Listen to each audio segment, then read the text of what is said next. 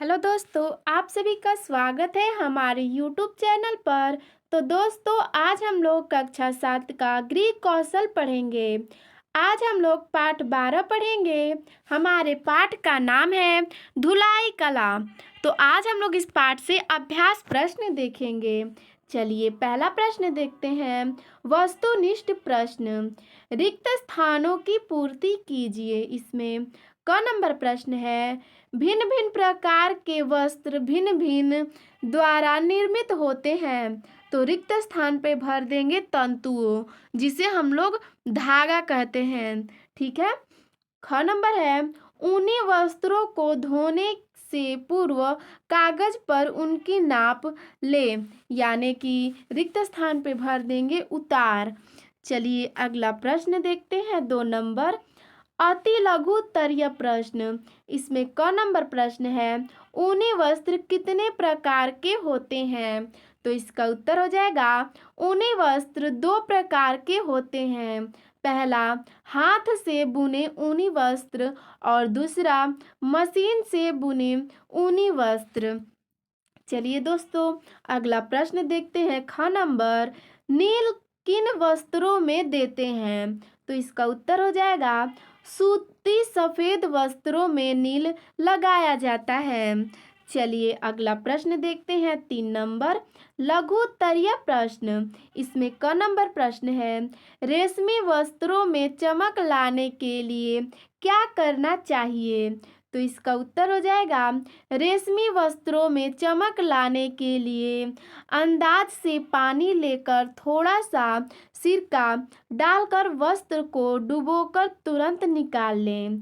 प्रश्न ख नंबर है, वस्त्रों में इस्त्री करने से क्या लाभ है। तो इसका उत्तर हो जाएगा, इस्त्री करने से लाभ।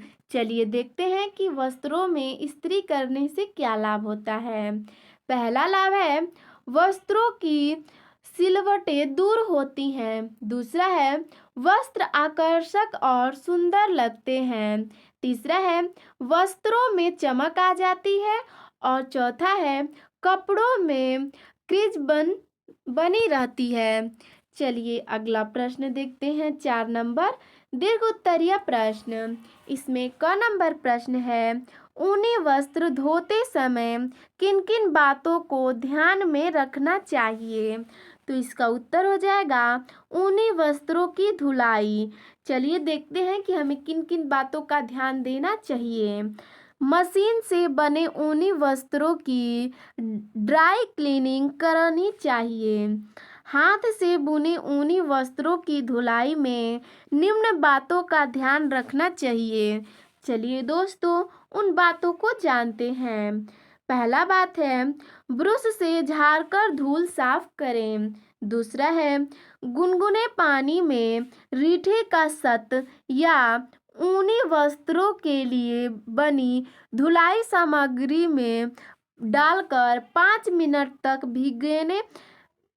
भीगने से के बाद हल्के हाथ से मलें। तीसरा है, यदि कोई स्थान ज़्यादा गंदा है तो साबुन के गाढ़े घोल से साफ करें। चौथा है, साफ पानी में साबुन निकलने तक डालें। अगला है, धुले वस्त्र को तौलिए में लपेटें और छायादार स्थान में चौकी या तख्त पर फैलाएं। चलिए दोस्तों अगला प्रश्न देखते हैं। ख नंबर, वस्त्रों की सुरक्षा एवं उचित रखरखाव के लिए आप क्या क्या करेंगे। तो इसका उत्तर हो जाएगा, वस्त्र हमारे रक्षक होते हैं। ये सर्दी गर्मी एवं बरसात से हमारे शरीर की रक्षा करते हैं, अतः उनकी रक्षा करना हमारे लिए अति आवश्यक है। इसके लिए निम्नलिखित उपायों पर ध्यान देना आवश्यक है। तो चलिए दोस्तों उन उपायों को देखते हैं। वस्त्र रखने की अलमारी या बक्से को साफ व सीलन युक्त होना चाहिए। वस्त्र रखने के पूर्व इस पर अखबार बिछा देना चाहिए। दूसरा है, सर्दियाँ समाप्त होने पर ऊनी वस्त्रों को धोकर सुखाकर अखबार में लपेट कर रखना चाहिए। तीसरा है, जरी या गोटे से बने वस्त्रों को प्लास्टिक की थैली में बंद कर रखना चाहिए। चौथा है, समय समय पर वस्त्रों की नमी युक्त करने के लिए धूप दिखाना आवश्यक है। तो दोस्तों, हमें इन बातों का भी ध्यान रखना चाहिए क्योंकि वस्त्र हमारे लिए अति आवश्यक है। तो आपको हमारा यह वीडियो कैसा लगा हमें कमेंट में ज़रूर बताइएगा। धन्यवाद।